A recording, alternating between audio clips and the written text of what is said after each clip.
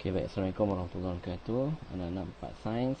Jadi hari ini kita akan memulakan kelas kita, kelas PDPR kita. Jadi cikgu harap cuti 2 minggu dapat kamu manfaatkan dengan sebaiknya. Jadi untuk hari ini kita akan sambung dengan bab yang baru, iaitu bab 5, ikatan kimia. Jadi untuk permulaan kita akan tengok tajuk yang pertama 5.1, asas pembentukan sebatian. Okey, baik. Bila kata sebatian, bila kita cerita bab sebatian ni pelajaran tingkatan 1 dulu lagi kita dah pelajari apa maksud sebatian.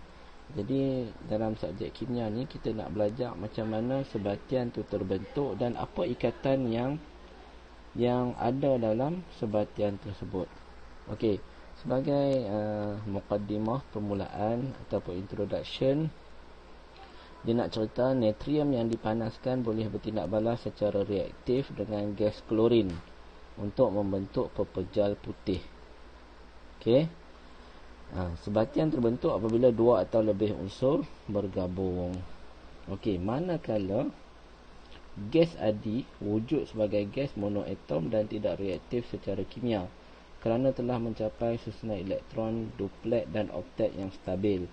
Namun bagi atom unsur lain, kestabilan susunan elektron boleh dicapai melalui pemindahan dan perkongsian elektron. Jadi ini adalah introduction, cerita tentang macam mana sebatian itu terbentuk. Kecuali gas adi atau unsur bagi kumpulan 18, tiada tindak balas yang berlaku kerana gas ataupun unsur bagi kumpulan 18 ni tidak reaktif. Kenapa tidak reaktif? Ini skema jawapan dia. Kerana telah mencapai susunan elektron, duplet atau oktet. Duplet ni untuk helium sahaja, dan semua bawah helium tu adalah susunan secara oktet. Okey, kalau tak tahu duplet dengan oktet tu, kamu boleh rujuk balik tajuk yang sebelum-sebelum ni. Okey, baik. Jadi kita nak tengok seterusnya, ikatan kimia terbentuk apabila berlakunya pemindahan elektron atau perkongsian elektron. Ada dua kejadian yang berbeza dah. Satu, pemindahan elektron. Okey. Yang kedua, perkongsian elektron. Okey. Dua kaedah ni, dua cara yang berbeza ini membentuk ikatan yang berbeza. Okey, ikatan ada 2 jenis, iaitu terdapat 2 jenis ikatan kimia, iaitu ikatan ion dan ikatan kovalen. Okey, ataupun kovalen. Kovalen pun boleh lah. Ikatan kimia hanya melibatkan elektron valen sahaja. Elektron valen sahaja. Okey, baik. Jadi ikatan ion, ikatan kovalen. Ikatan ion terbentuk apabila pemindahan elektron berlaku. Okey, manakala ikatan kovalen berlaku apabila perkongsian elektron berlaku. Okey, kita tengok contoh ni.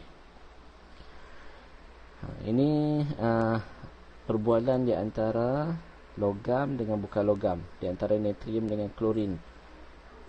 Natrium kata apa? Nah, saya ada 1 elektron berlebihan. Nah ni maksudnya dia apa? Dia bagi. Saya hanya ada 7 elektron. Klorin kata saya hanya ada 7 elektron di petala valence. Saya perlu 1 lagi elektron untuk mencapai susunan elektron oktet. Jadi klorin ni jadi apa? Klorin ni akan terima. Jadi bila berlaku pemindahan elektron, elektron ni berlaku pemindahan. 1 elektron ni akan dipindahkan daripada natrium ke klorin. Maka ikatan yang berlaku ni dipanggil ikatan ion. Sebab pemindahan elektron. Okey. Unsur logam iaitu natrium akan mendermakan 1 elektron kepada atom klorin dan membentuk ion kloridal. Maka ikatan yang terbentuk tu adalah ikatan ion. Okey, baik. Contoh pula, contoh di antara satu atom hidrogen dengan satu atom hidrogen yang lain. Okey. Atom yang ni dia kata saya hanya ada satu elektron. Hidrogen pun kata saya pun ada satu elektron je. Tak stabil kita ni. Okey. Jadi apa dia buat? Dia kongsi elektron. Bila kongsi, kita sudah mencapai susunan elektron duplet. Duplet ni barulah stabil. Okey. Dia kongsi. Bila kongsi berlaku, ikatan kovalen lah yang terbentuk. Okey, hampa kena ingat satu benda. Apa matlamat ikatan ni berlaku? Ikatan ni berlaku, okey, ikatan kovalen ke ikatan ion ni, apa tujuan utama dia? Tujuan utama dia ialah untuk mencapai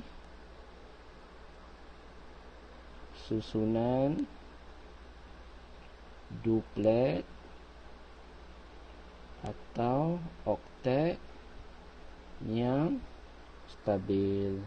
Itu je tujuan utama unsur-unsur ni menderma elektron ataupun berkongsi elektron. Okey, baik. So patah balik sikit tadi, unsur kumpulan 18, satu-satunya unsur ataupun kumpulan 18 yang tidak membentuk sebarang ikatan dan dia tidak bertindak balas dengan sebarang unsur lain. Sebab unsur kumpulan 18 ni dah stabil. Dia dah mencapai susunan duplet dan oktet. Okey, baik. So, itu dia punya apa panggil? Dia punya introduction dia. Okey, baik. So, habis kita punya 5.1. Jadi kita light je hari ni pelajaran kita 5.1 sahaja. Jadi latihan hari ni, latihan nanti cikgu akan bagi selepas pada video ni cikgu akan bagi. Okey, baik. So cukup setakat tu. Hari pertama permulaan kelas kita belajar secara ringan-ringan dahulu lah. Okey, cukup setakat tu. Sekian wabillahi taufiq wal hidayah. Wassalamualaikum warahmatullahi wabarakatuh.